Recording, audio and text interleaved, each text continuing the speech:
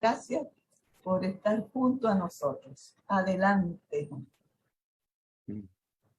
Buenas tardes, serían. Bueno, estamos muy complacidos de estar nuevamente acá en este espacio con los hermanos. Y en el día, o en este momento, pues vamos a tratar un tema, como ya se ha publicado, acerca de la microbiota. Vamos a compartir la pantalla en un momento. Bueno, ya la tengo aquí preparada. Ahorita la compartimos.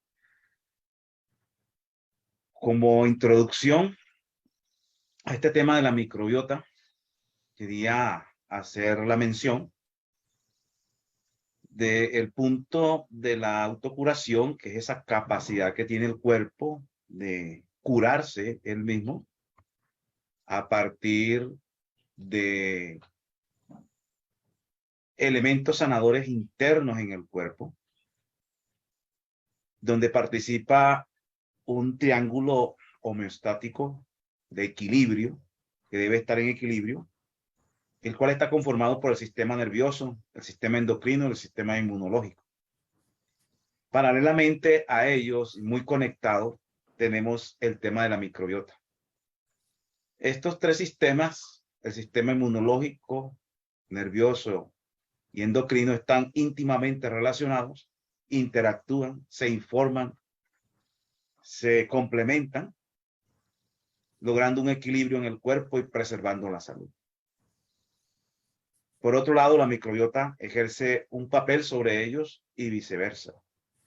Entonces, no podemos apartar el tema de la microbiota de nuestra salud corporal. Tenemos más microorganismos que células. Entonces, de ahí la importancia. Y de acuerdo al tipo de microorganismo que tenemos en nuestro aparato digestivo, así tendremos también enfermedad y salud, como lo vamos a notar. Bueno, vamos a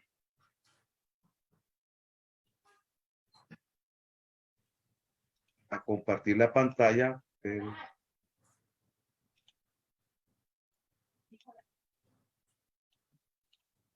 Bueno, vamos a compartir la pantalla.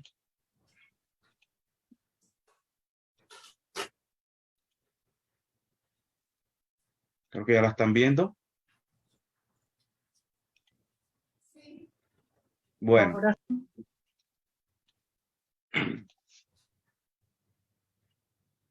Bueno, en la actualidad se está utilizando una serie de términos con los cuales los que estamos interesados en la salud nos conviene familiarizarnos con ellos. Y el tema de la microbiota. Como su nombre lo dice, micro es pequeño, bio de vida, microorganismos con vida, y hace referencia a esa comunidad de microorganismos vivos que están viviendo en un nicho ecológico determinado, en este caso, en nuestro aparato digestivo. Dentro de las comunidades más densamente pobladas, ahí están las que viven dentro de nuestro sistema digestivo. Incluso hay más microorganismos en nuestro sistema digestivo que en el suelo, que en el subsuelo y que en los océanos. Entonces, ese ecosistema microbiano del intestino, que se conoce como microbiota intestinal, incluye muchas especies que ya vienen ahí desde nuestro nacimiento, que están colonizando permanentemente el tracto gastrointestinal, todos nuestros estómagos e intestinos, y también una serie variable de microorganismos que solo permanecen ahí de manera transitoria. Entonces, tenemos microorganismos que están dentro de nosotros desde que nacemos y otros que pasan cierto tiempo y desaparecen. O sea, el conjunto formado por los microorganismos, sus genes y sus metabolitos se le denomina microbioma, que es otro término que va a aparecer por ahí, microbioma y microbiota. La microbiota son los microorganismos como tal, y ya el microbioma viene siendo el microorganismo con los genes de él y con los metabolitos, o sea, las sustancias que él elabora y expulsa al exterior. Todo el conjunto, genes, microorganismos y metabolitos se llama microbioma, y los solos microorganismos se llama microbiota. Ahora, estas comunidades tienen un comportamiento simbiótico. Simbiótico quiere decir que conviven en el intestino de manera natural y benefician al intestino y ellos se benefician del intestino. Tienen esa unión simbiótica entre los microorganismos y las células eucarióticas humanas que hacen parte de los intestinos. Entonces ellos son imprescindibles para el correcto funcionamiento de nuestro organismo, mantienen un importante diálogo con el sistema inmunológico, tienen funciones de equilibrio que condicionan nuestra salud. Entonces, numerosas evidencias científicas han implicado al microbioma intestinal y su potencial metabólico en diversos estados patológicos en los últimos años. Entonces, está originando que la medicina o los médicos comiencen a ver unas nuevas estrategias terapéuticas para controlar y regular estos ecosistemas. Porque si no se le presta atención, la persona no se va a restaurar de su salud. Entonces, asumiendo que cada persona es única en cuanto a la microbiota, o sea, cada persona tiene su particularidad en su microbiota. En algunas ocasiones la naturaleza de la alteración es tan fuerte que condiciona alteraciones en su composición o en el funcionamiento de la misma microbiota, alcanzando un estado de disbiosis. En otras palabras, quiere decir que por ciertas circunstancias ocurre una disbiosis y una disbiosis es una... Suena loco cuando te conviene. Una disbiosis es un desequilibrio en la población microbiana. Uno debe tener una cantidad de microorganismos, debe tener ciertas poblaciones de microorganismos y cierta cantidad de esos microorganismos. Cuando de pronto una población de un microorganismo sube por encima de los demás, se llama disbiosis. Cuando una de esas poblaciones disminuye, se llama disbiosis. Entonces, cuando se desequilibran las poblaciones, e inclusive cuando desaparece alguna población, trae un desequilibrio en nuestra microbiota. Y eso pues se llama disbiosis y eso trae enfermedades, que ahorita vamos a ver. La disbiosis puede producirse en cuestión de días, particularmente cuando la persona toma antibióticos. Cuando toma antibióticos fuertes, el antibiótico mata lo bueno y mata lo malo. Puede matar lo malo, pero también va a afectar lo bueno. Entonces se recomienda que después de un tratamiento con antibiótico la persona consuma los probióticos. Pero también puede ser consecuencia de otras acciones a más largo plazo, fundamentalmente relacionadas con la dieta. O sea que nuestra dieta puede modificar nuestra microbiota intestinal original o la que traíamos cuando nacemos. Entonces esta disbiosis, o sea, ese desequilibrio en cuanto a cantidad, en cuanto a variedad de microorganismos, se ha asociado con afecciones tan difíciles como el asma, enfermedades inflamatorias crónicas, la obesidad, la esteatohepatitis no alcohólica, podemos decir lo que conoce como hígado graso, también asociado con la diabetes, enfermedades inflamatorias intestinales como el colon irritable, la enfermedad de Crohn, que es una enfermedad autoinmune que genera una inflamación en el colon, y enfermedades hepáticas y el cáncer. Ahora, por otro lado, el equilibrio de la microbiota favorece la reducción del desarrollo de enfermedades neurodegenerativas. Hoy en día, quizás ese énfasis de enfermedades neurodegenerativas como el Alzheimer, como el Parkinson, como la esclerosis múltiple, están afectando mucho porque la persona ha mantenido una disbiosis en su composición de la microbiota. También están viendo cómo el autismo está siendo vinculado con desórdenes en la microbiota. Saben que el autismo es una enfermedad, es una situación en la cual el individuo pierde casi el contacto con la realidad que lo rodea y vive su propio mundo. La esquizofrenia también se previene, inclusive preserva la cognición, o sea, la capacidad de razonar, de pensar, y reduce el riesgo de sufrir depresión y ansiedad cuando se tiene una dieta, una microbiota equilibrada. Bueno, ¿cuál es la composición de la microbiota? Es muy variada. Alrededor del 50% de la masa fecal está constituida por bacterias.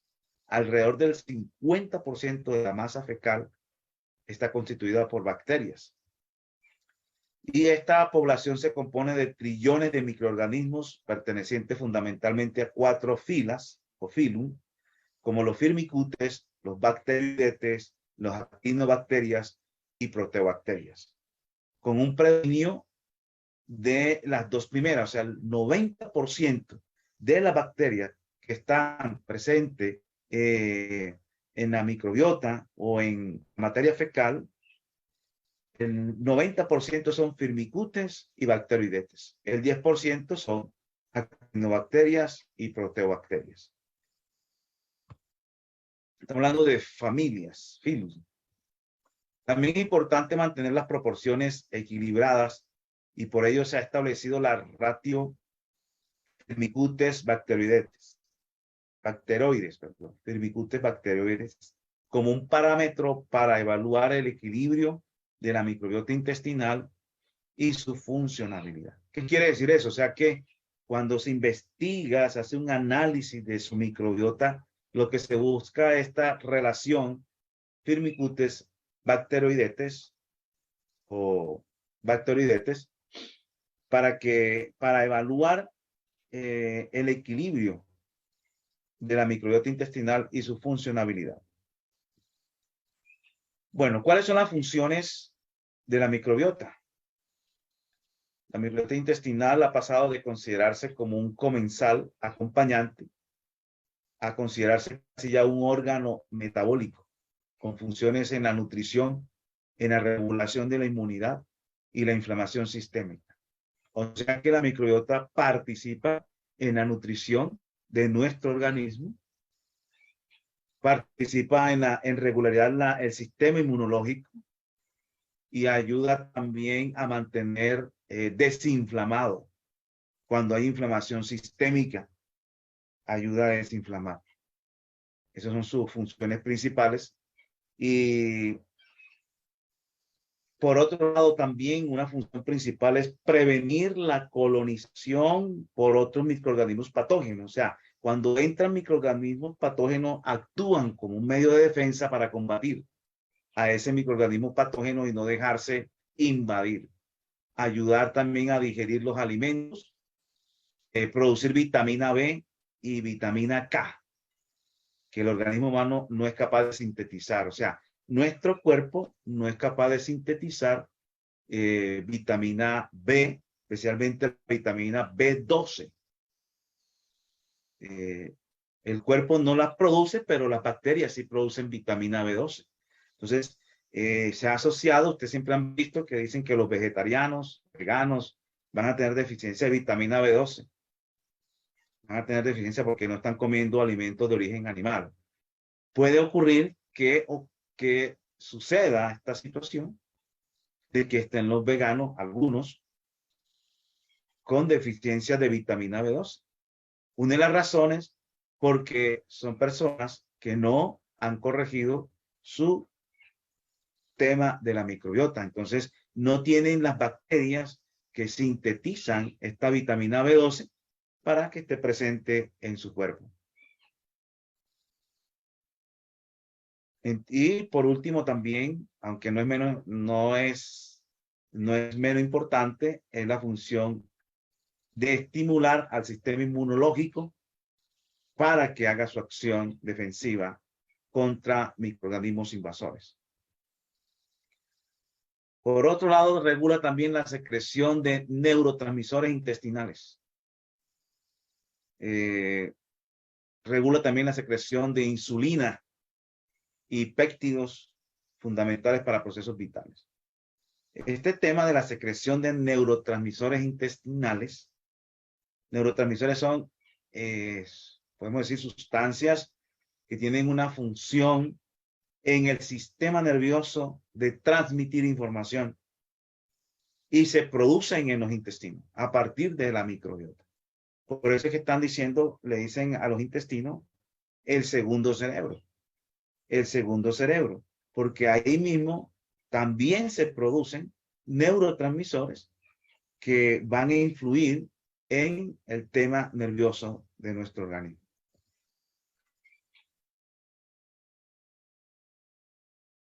La microbiota varía, por ejemplo, en los seres humanos particularmente, y en los animales también. En los mamíferos, los organismos que componen la microbiota son determinados por los tipos de fuentes nutricionales, siendo diferentes los perfiles de omnívoros, de carnívoros y herbívoros. Entonces, esto es vital. Igualmente en el cuerpo humano, las personas que son carnívoras tienen una microbiota muy diferente a las que tienen una persona vegetariana o una persona vegana. Cada persona, de acuerdo a lo que come, así tiene cierto tipo de microbiota, con predominios de unas, disminuciones de otras. Entonces, las características de la dieta junto con los factores genéticos influyen en el predominio de unos microorganismos sobre otros. Después de tan solo un día de dieta de tipo occidental, alta en grasa y azúcar y baja en polisacáridos de las plantas, experimentos que hicieron con ratones. Los ratones muestran cambios en su composición microbiana y en sus vías metabólicas. Y en 2 meses han desarrollado más adiposidad.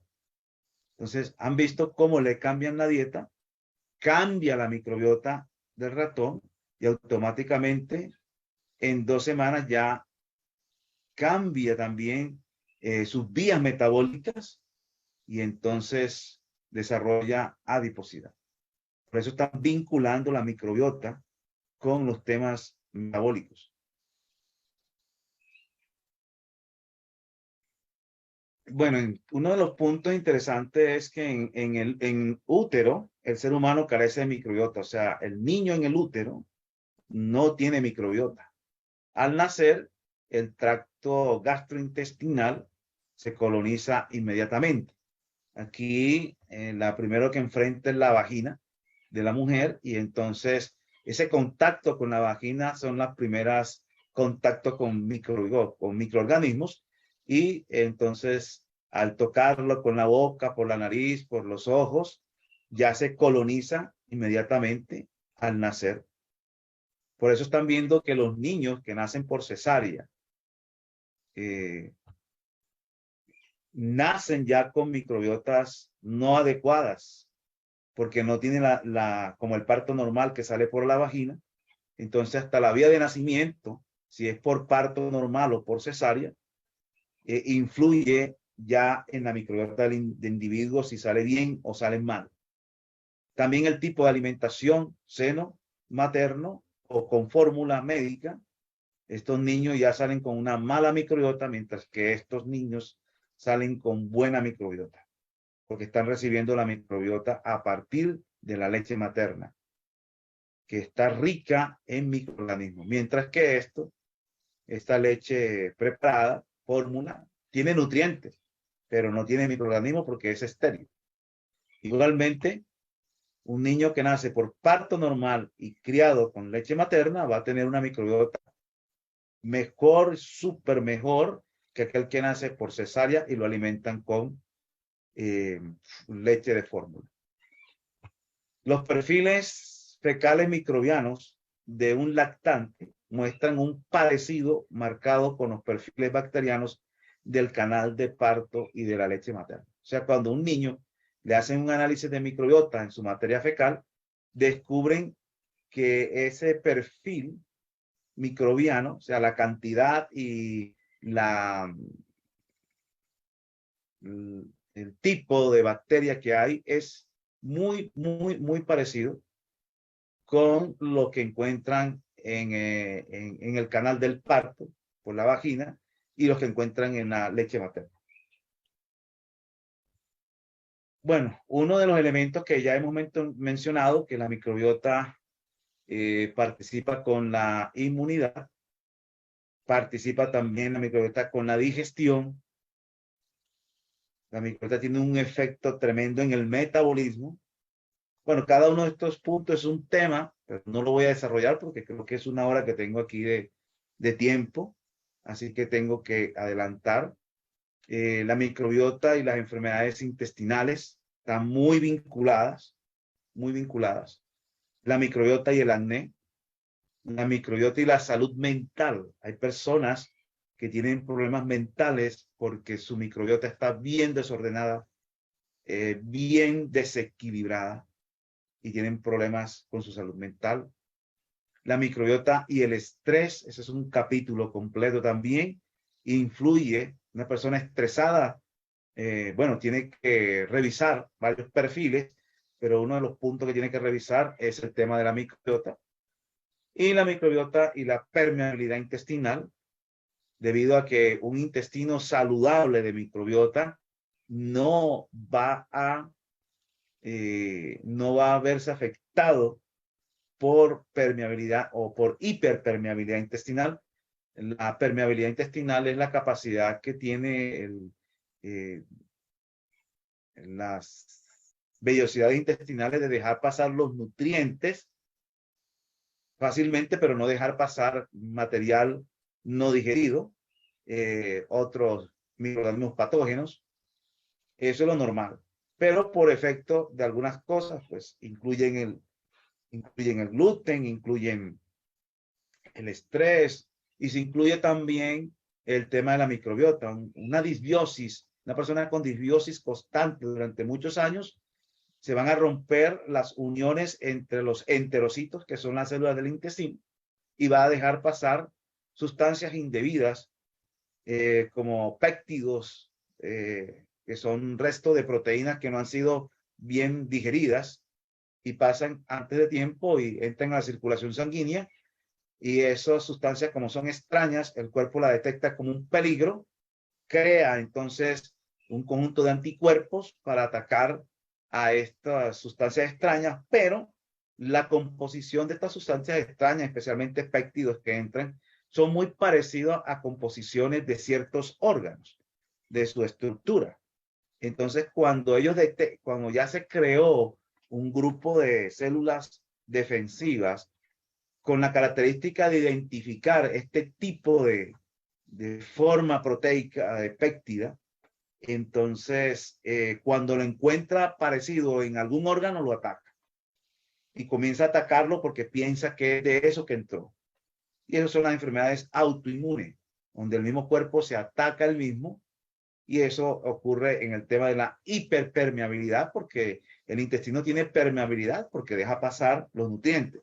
Pero cuando hay una hiperpermeabilidad, hiper es alto, una alta permeabilidad, y la están asociando, y ya se ha comprobado que una persona con una disbiosis puede estar teniendo con el tiempo hiperpermeabilidad intestinal. Entonces, como ustedes ven aquí, es una combinación de varias cosas, de varios elementos, en la cual participa y es importante conocer sobre este tema. El microbioma sano repara la porosidad del intestino permeable. Entonces, en problemas de hiperpermeabilidad intestinal, una de las cosas que hay que hacer es reparar esta porosidad y una de las cosas es restaurar el microbioma. El microbioma es capaz de reparar eso. También hay otras cosas que ayudan a reparar eso, pero en este caso particular que estamos hablando es el tema de la microbiota.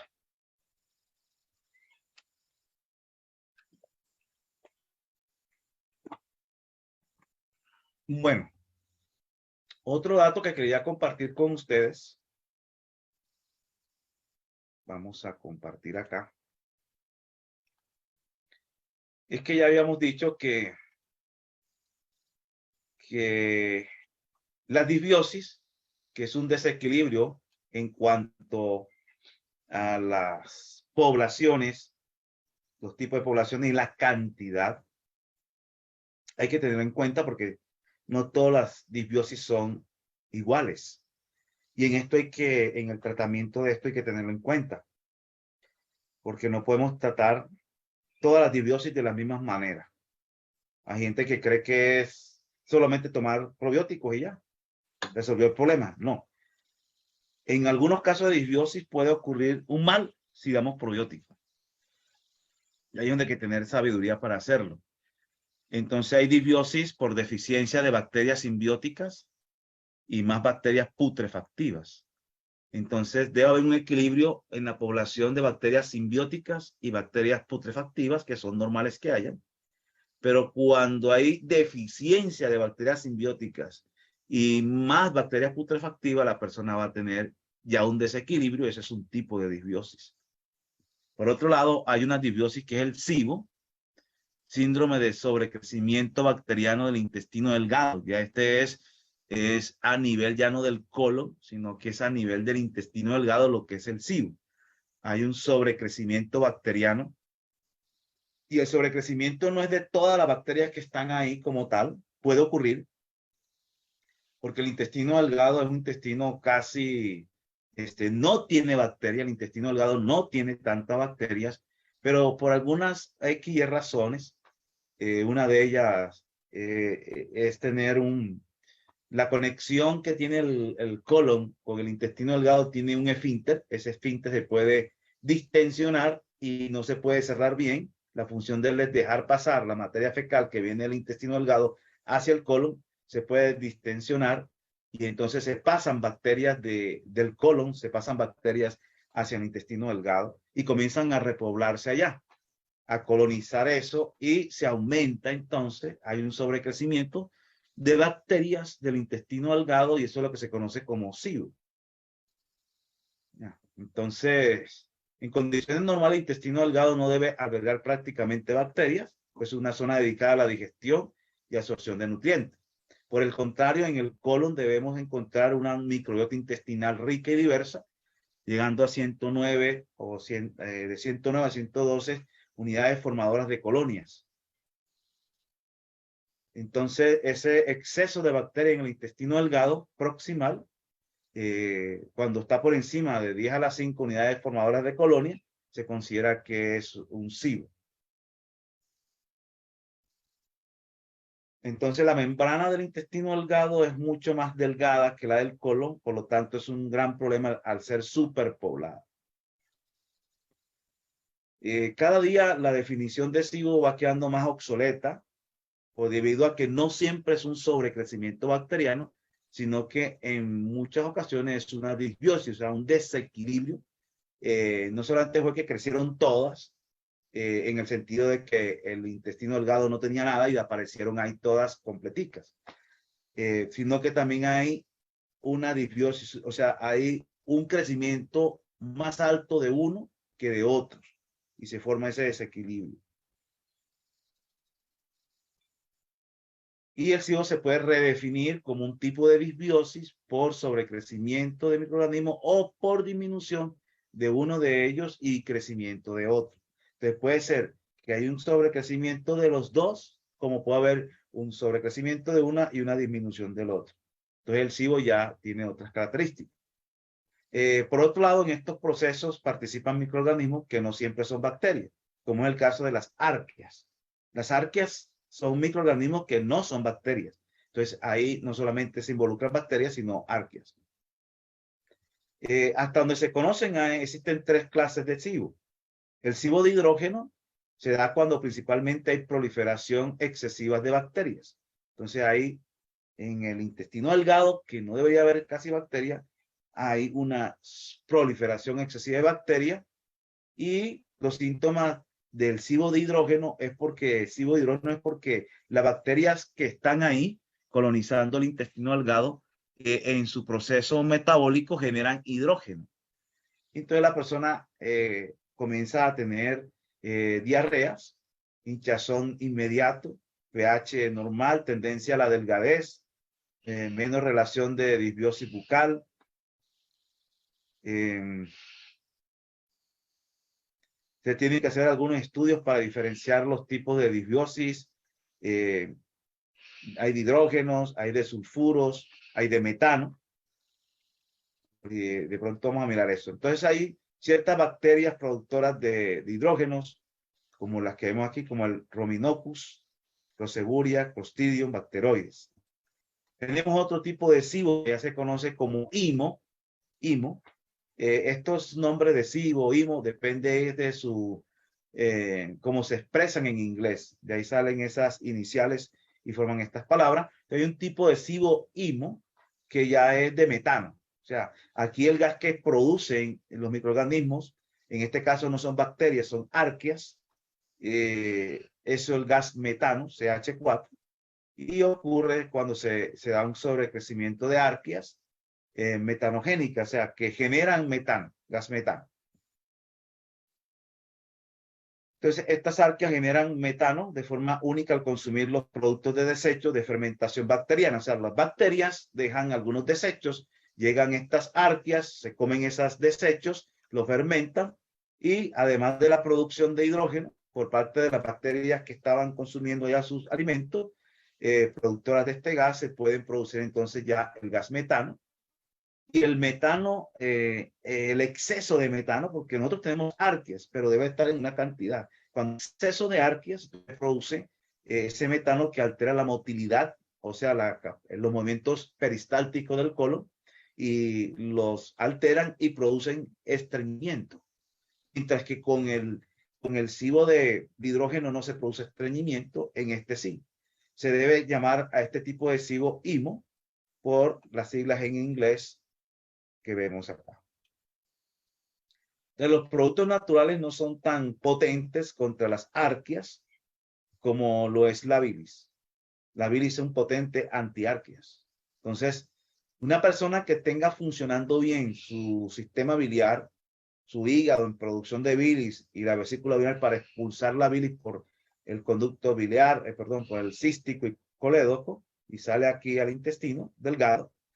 Una persona que tenga un buen funcionamiento de bilis, buena calidad de bilis y buena cantidad para llegarla acá, va a controlar las arqueas y no va a tener el IMO o SIBO de metano.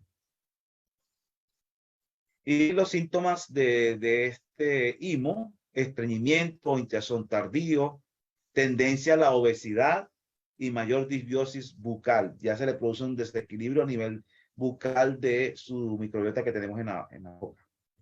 El hinchazón tardío se da porque primero se produce el hidrógeno por parte de las bacterias productoras de este gas. Recuerden que las arqueas se comen productos que dejan los desechos que dejan las bacterias que producen el hidrógeno, y luego las arqueas toman este hidrógeno y producen el gas metano. Tenemos el otro SIBO, que es el SIBO de sulfato, y este tipo de SIBO aún está en línea de investigación. Es debido a que los microorganismos producen ácido sulfídrico o sulfuro de hidrógeno, que es este que tenemos acá. Y este tiene unas características, son bacterias que producen esto, forman grandes cantidades de un gas muy maloliente e inflamatorio, el sulfuro de hidrógeno. Estas son personas que producen gases, que generalmente están botando muchos gases. Hay unos, bueno, los otros también producen gases, pero esos otros gases son, la persona elimina gases sin olor. Pero cuando ya son malolientes los gases, es exceso de sulfuro o sulfuro de hidrógeno, y son unas bacterias presentes ahí que se reproducen demasiado, pero este gas es maloliente y es inflamatorio. Ese es uno de los problemas que tiene, que este es inflamatorio. Y tenemos varios tipos de bacterias, de sulfovidrium, de sulfobacter, de sulfobulbus, de maculum. Entonces,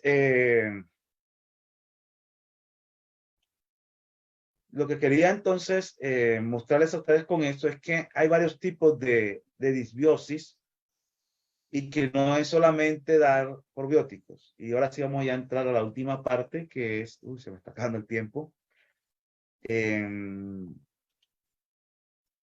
Voy a mostrarles aquí, bueno, quería mostrarles los síntomas del sulfuro de hidrógeno, mal aliento, eructos con olor, encías inflamadas, gases con olor a huevo podrido,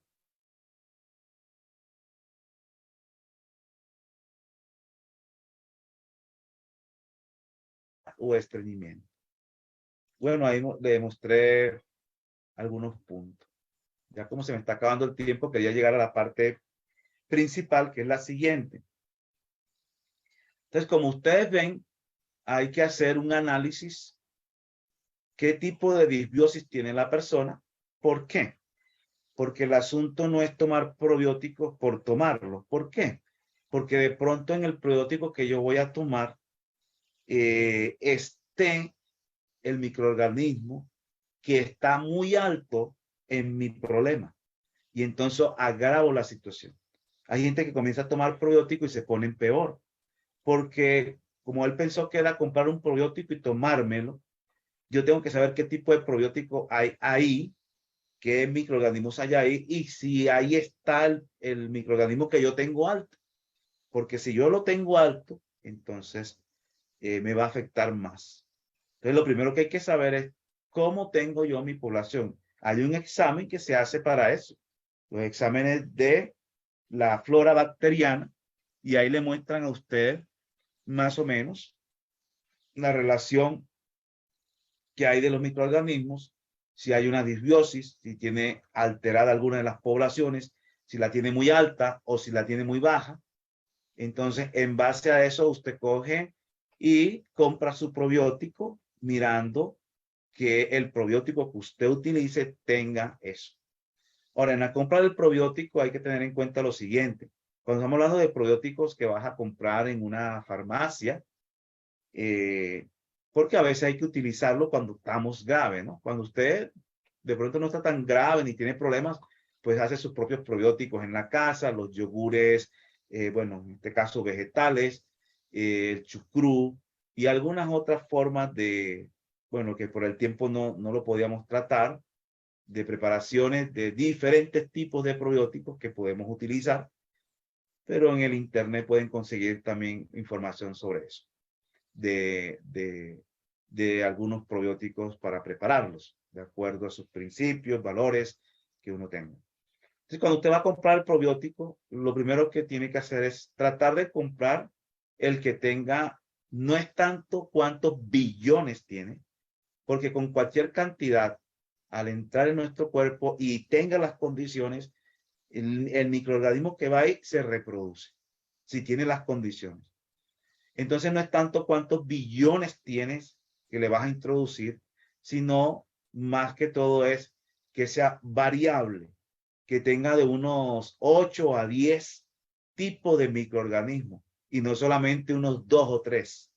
Ya, porque de pronto ese 2 o 3 que están ahí es el que yo tengo súper alto. Entonces yo tengo que buscar, y como hay de diferentes tipos de probióticos, usted tiene que buscarlo es, primero que no esté, no sea de los que tengo altos, demasiado alto. Tengo que buscar el de los que tenga demasiado bajo, ahí sí le meto el probiótico. Segundo, que sea lo más variable posible. Si tienes unos 10, es mejor que 3. Si tienes unos 10 o 8, es mejor que 3. Y no es tanto la cantidad, sino la diversidad. Si vas a comprar simplemente por tomarlo y no tienes ningún problema. Que usted vea que usted no tiene problemas intestinales. Preguntan que si están en YouTube, o sea, en YouTube te puede buscar, por ejemplo, el chucrú, cómo se prepara. Hay otro que es el caldo de kombucha. Hay varios, de acuerdo a tus principios y valores, ¿no? Porque algunos utilizan, por ejemplo, el yogur de vaca. de leche de vaca tiene probióticos, pero uno puede hacer con yogur de leche vegetal. El kefir también, y así sucesivamente. Puedes encontrar varios tipos y ahí los puedes hacer. Bueno, en las presentaciones que en los cursos que yo hago, yo enseño a hacer todo eso, pero ahora no nos daría mucho tiempo para eso. Bueno, ¿qué otro dato importante? Bueno, el punto acá tampoco es, yo puedo tomarme mis probióticos variados, una buena cantidad. De pronto escogí los que tengo bajito y los que deseché, los probióticos que tenían el que yo tengo alto y que me está causando problemas. Entonces, y me tomo mis probióticos. Pero si los probióticos no tienen su comida, se van a morir, se mueren. Y la comida de ellos son los prebióticos. Los prebióticos, por eso tenemos que tener prebióticos y probióticos. Los prebióticos es la comida, y la comida es la fibra vegetal. Si llevo una dieta pobre en fibra, entonces de esa manera lo que me tome se va a morir, porque no, estoy comiendo una dieta tradicional, pobre en fibra, sin frutas, sin verduras, con productos refinados y el resto de cosas, ¿no? Leche, huevo, eso no tiene nada de fibra. Entonces se me mueren mis microorganismos que necesitan sus prebióticos. Entonces ese es otro dato importante. Cuando tienen estos problemas de SIBO, que están muy altos, lo que se hace es utilizar algunos productos para eliminarlos. Algunos productos. Entonces el tratamiento lo que se hace cuando usted tiene ya un problema muy alto, de una población muy alta, se utilizan antibióticos naturales. ¿Ya? Antibióticos naturales, bueno, quizás se los voy a buscar aquí como, déjenme buscárselos por acá. Voy a mostrarles aquí algunas fotos de eso para que, esperen un momento.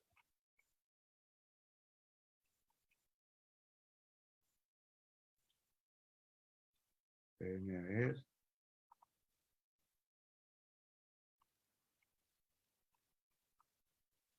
No, aquí. Vámonos por este lado a ver qué encontramos.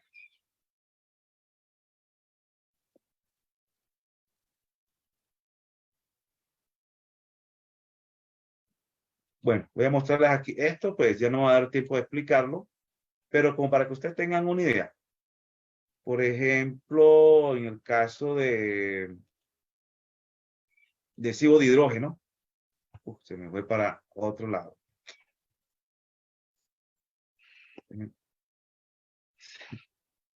No, se me fue para el otro lado.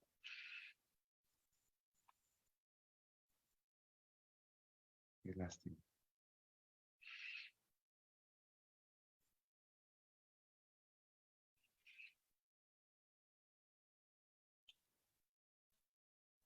No. Pero hay algunos productos que nosotros podemos utilizar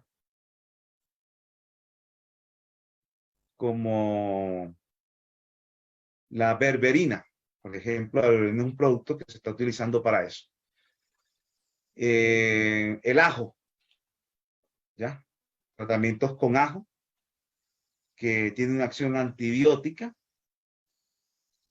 podemos utilizarlos también para eliminar bacterias, inclusive pueden eliminar bacterias buenas y malas, y después que ya eliminan, cuando la persona tiene un caso muy severo, se eliminan esos antibióticos naturales. Algunos utilizan antibióticos químicos de los otros, destruyen todo y nuevamente vuelves a repoblar normal con una gran variedad de probióticos.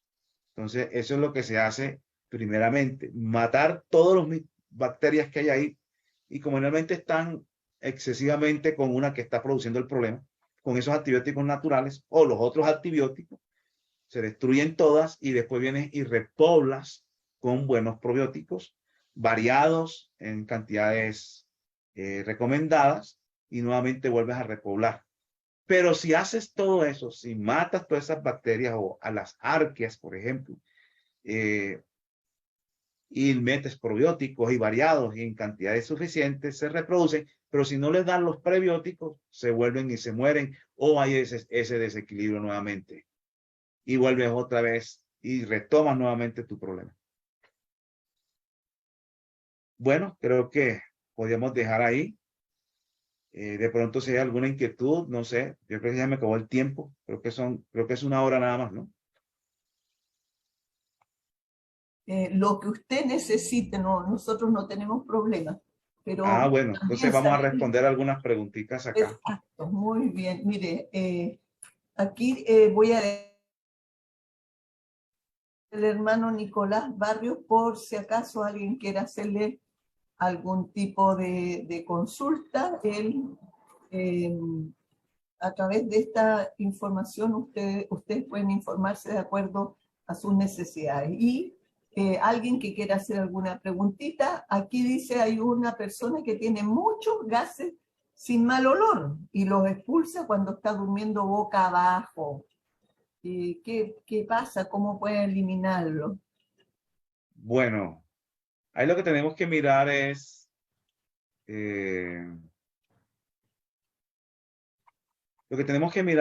bueno, lo ideal es buscar, hay unos exámenes que se hacen son unos test de aliento, ¿ya? La persona hace su aliento y el médico donde realizan los exámenes le muestran a usted qué tipo de gas hay ahí, si es de hidrógeno, si es de metano y el del sulfuro es aparte.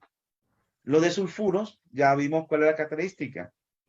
La persona elimina los gases sin ruido y fuera de eso lo elimina maloliente, muy maloliente, como a huevo podrido, como dice ahí la lectura.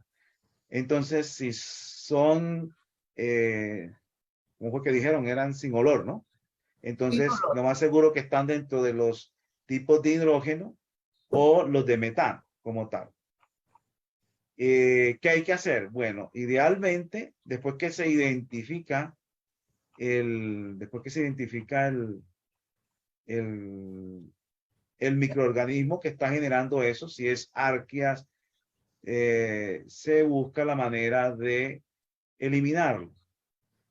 Ya, en este caso, bueno, como ya me dieron un tiempo de más acá, voy a mostrarles, por ejemplo, un posible, eh, una posible imagen. Creo que me están viendo ahí. Bueno, Sí. el tratamiento normal que le hacen a la persona con medicina convencional es aplicarle rifamicina. En el caso si es una de hidrógeno, pero vamos a buscarle un reemplazo en lo natural porque no estamos en lo natural. Aunque en este caso particular, los problemas de los antibióticos para las infecciones es que te matan todo, ¿no? Entonces uno por eso no utiliza los antibióticos químicos porque le matan todo y usted, bueno, se salió la infección, pero no toma probiótico. Y entonces ya queda con problemas de disbiosis ahí. Pero hay personas que lo utilizan, otros no. Buscamos más lo natural.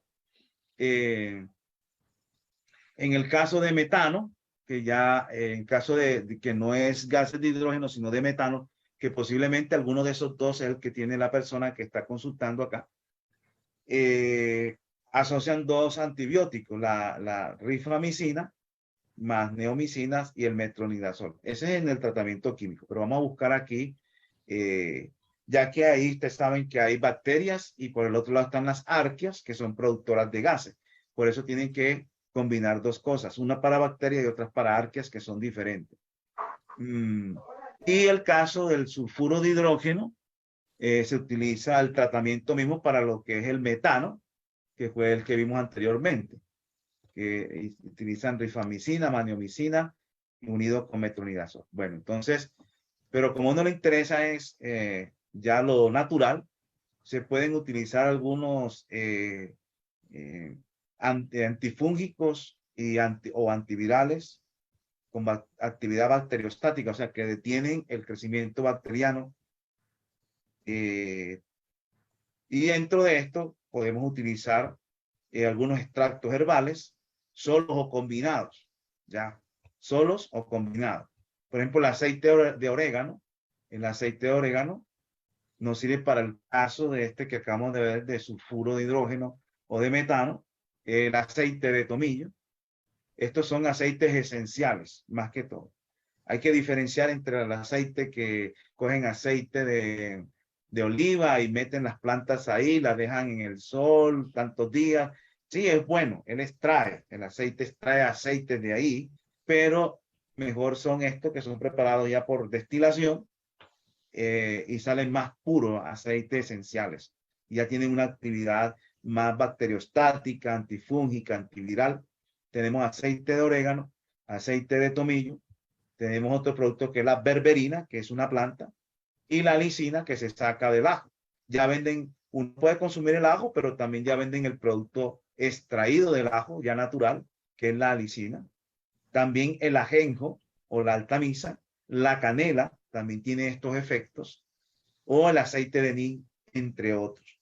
Nos ayudan, ya saben, primero se matan, podemos decirlo así, suena feo, ¿no? Matar, pero tratar de eliminar todas esas bacterias a partir de estos productos. Los productos sí se hacen en base, la dosificación va a ser en base a la problemática de salud que tiene la persona. Hay que analizarla primero, si no tiene otras enfermedades, de pronto aplicando este aceite de orégano le vaya a afectar otro problema. Bueno, aquí tenemos la canela que también se utiliza para esos efectos. En el caso del cibo de hidrógeno, recuerden que el cibo de hidrógeno es productos también de bacterias, el aceite de orégano, la berberina, y tenemos el clavo. El clavo le sirve para el tema del cibo de hidrógeno. Para el cibo del himo, que es de metano, ya vimos la lisina, el orégano, el antratil, que es un prebiótico de castaño de India, o sea, es una fibra del castaño de India, también es prebiótico a la vez, pero también ayuda a combatir el tema del himo, o sea, gases por metano. Entonces, la persona que está consultando, creo que inicialmente debería hacer un tratamiento puede utilizar aceite de orégano, si lo consigue, o el aceite de tomillo, y la lisina, y si consigue berberina también. Con estos productos, o sea, por hidrógeno, o sea, por metano, le sirven.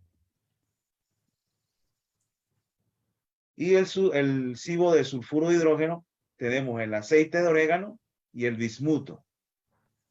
El bismuto, aceite de orégano o bismuto. O sea que si usted quiere para alguno de los tres que tenga, utilice el aceite de orégano.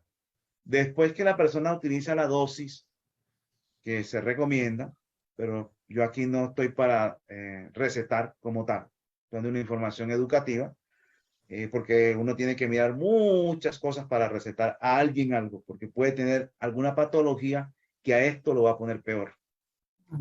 Sirve para algo, pero puede que afecte a otra cosa si la persona tiene alguna enfermedad.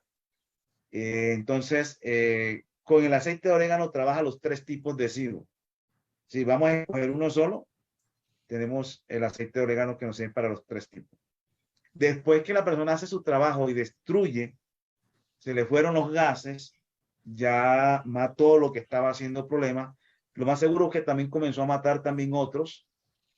Entonces toca repoblar nuevamente con probióticos que estén bien equilibrados en sus cantidades ya determinadas, y retoma nuevamente y consume sus prebióticos para que sea la comida especial de eso. Teniendo en cuenta que depende de la alimentación que tú lleves, te va a variar tu microbiota ya.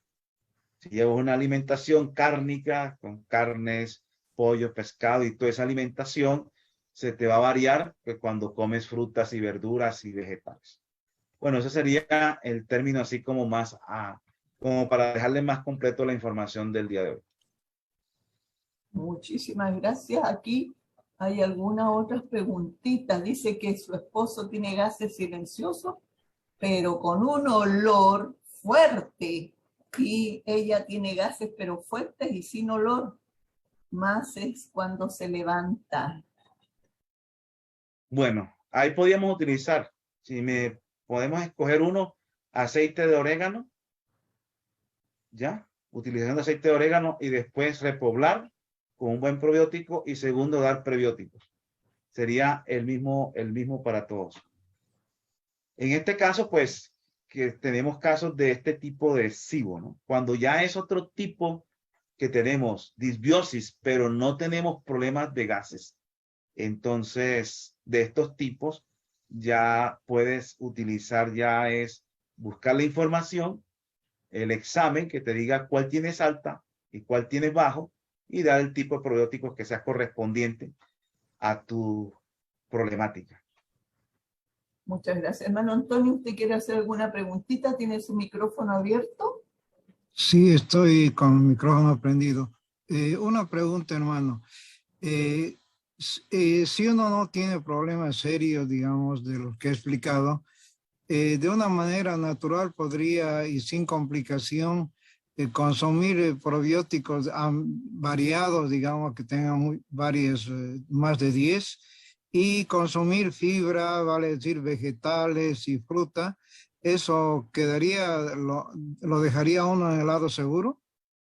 Sí, usted puede consumir, por ejemplo, yogures vegetales, puede consumir el chocrú, que se hace con repollo. Simplemente se coge el repollo, se pica, se le agrega sal y se deja en cierta parte o en el refrigerador, por ejemplo, y él va botando una agüita y ahí se va fermentando y va generando eso. Bueno, eso lo cuentan ustedes en YouTube, la preparación del chucrú, y puedo utilizar de pronto también los yogures vegetales. Y con esos fermentados, o el vinagre de manzana con madre, que diga que tenga la madre, vinagre, bueno, algunos no consumen vinagre de manzana, pero pues lo que consumen vinagre de manzana que tiene la madre, que es un conjunto de microorganismos ahí, con eso uno se mantiene en su trajinar, y hay que dar los prebióticos. Otro dato importante, yo sé que a muchos le ha pasado, cuando no eran vegetarianos o no eran veganos, vivían sin gases, se volvieron vegetarianos, comenzaron a comer frutas, ensaladas, integrales, y eso es unos gases tremendos. ¿Por qué les da eso? Porque simplemente no tienen las bacterias para metabolizar toda esa cantidad de fibra que usted está comiendo. No lo tiene porque usted venía con una dieta diferente, y esa dieta diferente tenía ciertas bacterias, pero las que comienzan a transformar eso, esa cantidad de fibra que le está entrando ahora que antes no la había, no hay. Y entonces se comienzan a ver, son bacterias putrefactivas que comienzan a putrefactar, y entonces usted comienza con esa cantidad de gases que con el tiempo, en la medida en que está metiendo todas estas fibras, ensaladas y frutas y todo eso, poco a poco se va reproduciendo y le va cambiando a usted su microbiota. Y por eso es que al principio es bueno, cuando uno va a cambiar de dieta, de una dieta tradicional, con puro refinado, nada de fruta, nada de fibra, siempre consumir probióticos dentro del proceso del cambio, para que no le den toda esta cantidad de gases y de problemas de gases que le dan cuando se vuelve ya vegano. Excelente. Tiene su manito levantada Honoria Carrillo. Adelante, por favor. Buenas tardes. Quería saber qué era la berberina y ya fue contestada, porque yo también padezco de eso. Y pues sí, ya el profe contestó mis inquietudes con el aceite de orégano y eso. Ya le agradezco mucho, y qué buena información que nos está dando. Dios le bendiga. Bueno. Muchas gracias. María Machado también tiene su manito levantada. Sí, doctor, quiero hacer una pregunta. Hasta que uno tenga un resultado de la flora intestinal, la dieta cruda es buena. Usted ahora se explayó recién diciendo que bueno, que la alimentación de frutas, verduras generalmente produce mucha fibra, y eso hace que produzca mucha fermentación. Pero si uno tiene que elegir entre una dieta cruda y cocida, hasta que tenga el resultado para tomar el probiótico, ¿cuál sería la más indicada? Bueno, uno probaría. Uno iniciaría, por ejemplo, con chucrú, con yogures, si es vegetariano o vegano, los utiliza. Y va metiendo su dieta cruda, ¿ya? Y uno va mirando cómo le va resultando. Si yo veo que no me ocurre nada, que estoy bien con lo que estoy haciendo, no hay problema. Cuando comiencen las fermentaciones, no quiere decir que la persona no va a tener nunca un gas, ¿sí? Puede que ocurra ocasionalmente, pero cuando uno ve que es muy repetitivo en el día, cada rato, entonces tiene que revisar el asunto. Entonces, puede comer su crudismo con algunos, bueno, probióticos. El chucrú es crudo, es repollo fermentado. Y así hay otros productos que son fermentados y que producen una buena cantidad de microorganismos benéficos, que son los probióticos. Ok. No, me refería más que nada tratándose de un colon irritable, una cosa así. Con una patología, con un problema de colon.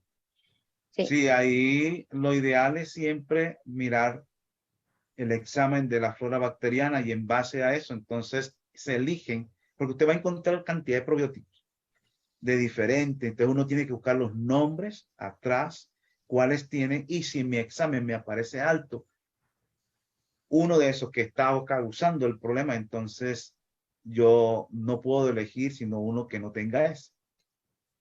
Para Eso sería nivelar, como digamos. sí, para nivelarle. Agregarle el que tiene poquito y al que tiene alto no dárselo porque ya lo tiene alto. Y metiéndole el que tiene poquito, entonces se nivela, se equilibra. Ok, muy amable. Gracias, doctor. Los Yo, escabeches que se hacen con vinagre, ¿son probióticos? ¿Los qué? Escabeche que se hace con vinagre y cebolla, vainita y todo, es muy común en Bolivia. No sé decirle, no sé. Sé que hay vinagre de manzana que tiene la madre como tal, que hacen realmente, que hay unos que dicen vinagre de manzana, pero eso es transparente, eso no, no, estos vienen ya, o sea, se nota que es un producto espeso que tiene la madre y la madre son puros microorganismos. Entonces, Nicolás, sí, él se refiere a los encurtidos. los Él se refiere a encurtidos. los encurtidos. No, la verdad no sé decirle si esos tienen o no. Como tal, no, no los he escuchado que lo tengan. Pero no quiero decir con esto que no lo tengan. Porque esos ocurren a través de fermentaciones, pero en ese caso no lo conozco. no, no. ¿Qué le voy a decir? Yo lo que tengo conocimiento es que ese tipo produce mucha acidez y no son sanos, así que ni si no sería recomendable. Leoncio tiene su manito levantada, adelante. Buenas tardes. Un agradecimiento en primer lugar al hermano y también al grupo que tocan estos temas que son demasiado importantes, diría yo, porque nos enseñan, nos van preparando también para afrontar este tipo de casos. Gracias por eso. Mire, mi inquietud lo que tengo yo es, en casos de sufrir de enfermedades autoinmunes, como es mi caso, que yo tengo psoriasis, tengo diabetes, tengo artritis, tengo hígado graso. Entonces, el paso, digamos que los pasos que yo debo dar, primero, ¿cuál sería el tipo de examen que yo debo pedir a un laboratorio o el tipo de análisis? Y también, si es posible, ¿cuáles serían los posibles tratamientos para una enfermedad autoinmune, como en mi caso? Gracias. Bueno, lo primero que hacer es hacer un examen de la flora intestinal. Sería el primer paso. Un examen con su médico o donde usted lo hace, no sé, cada país tiene sus propias regulaciones, ¿no? Sería un examen de la flora intestinal y entonces ahí determinar si tiene disbiosis, si no tiene disbiosis, cómo está en ese aspecto. Y ahí pues asumir el tratamiento como tal. Mirar si solamente es un desequilibrio de una sobre otra, Si no es un caso de SIBO, y dependiendo del clase de SIBO, pues utiliza el tratamiento. Y después repoblar con probióticos lo más variado posible y tomar los probióticos y prebióticos. En una enfermedad autoinmune, lo primero que hay que hacer es, generalmente está siendo asociado con una hiperpermeabilidad intestinal. Entonces cerrar eso. Se cierra normalizando la microbiota. Y también podemos utilizar la glutamina. La glutamina es como un cemento que cierra esas porosidades. La glutamina es un aminoácido y sirve para cerrar como si fuera un cemento, para tapar eso junto con normalizar la microbiota. Eso inicialmente sería como paralizar un poco si hay una hiperpermeabilidad intestinal que esté ocasionando el tema autoinmune. Por otro lado, hay que revisar el tema del estrés, porque el estrés está asociado con una perturbación del sistema inmunológico. ¿Por qué? Porque la persona estresada está en un estado de alerta, está en un estado de supuestamente peligro, está en peligro, porque es normal que uno se estrese, pero el estrés es una herramienta para defendernos, para correr, para saltar, para huir. Bueno, no digo que para pelear porque somos cristianos, pero el estrés es el que lo hace a usted moverse y pegar unos brincos y escaparse de un tigre, de un león. Y usted dice, ay, yo me volé esta pared y yo no sé cómo brinqué allá al techo y bueno, no sé cómo hice todo eso. Eso fue por el estrés. Entonces, tiene que revisar el tema del estrés para manejarlo y así evitar que el sistema inmunológico se altere y ir normalizándolo. Y ya particularmente hay que revisar qué tipo de patología autoinmune tiene para hacer ya un tratamiento más específico para los ciertos síntomas que tiene. Eso sería y buscar también, hay algunas plantas que pueden ser utilizadas para normalizar el tema de la excesiva actividad del sistema inmunológico. ¿Y cuáles serían esas plantas, hermano? Bueno, hay algunas como ahora se me fue el nombre de la planta, pasa que se me fue aquí siempre se me olvida esta plantica, es una planta de Estados Unidos, del Canadá, no sé si alguno se acuerda, es de color rosada, la flor, se llama, no la utilizo mucho, pero es una planta que ayuda, en este caso, a Equinesia. la equinacia, ya, gracias, la equinacia. Parece que se me confunde con el Golden Seal. La equinacia ayuda a normalizar el sistema inmunológico. Excelente. La equinacia. Vamos a darle ahora la oportunidad a María Isabel para que haga sus preguntitas. Adelante. Hola, buenas noches. Mi consulta es la siguiente. ¿Qué opina usted del kefir? Bueno, hay un kefir que es de agua.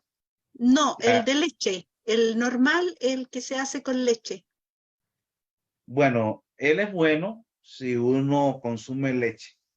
O sea, si usted dentro de su alimentación, usted consume leche y no le cae mal o no está dentro de sus principios, violentar principios por tomar leche, los microorganismos que están ahí son buenos.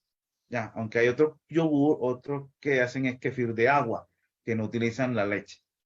Pero ese se utiliza en todos esos procesos fermentativos, hay cambios en la leche y se producen los probióticos como tal.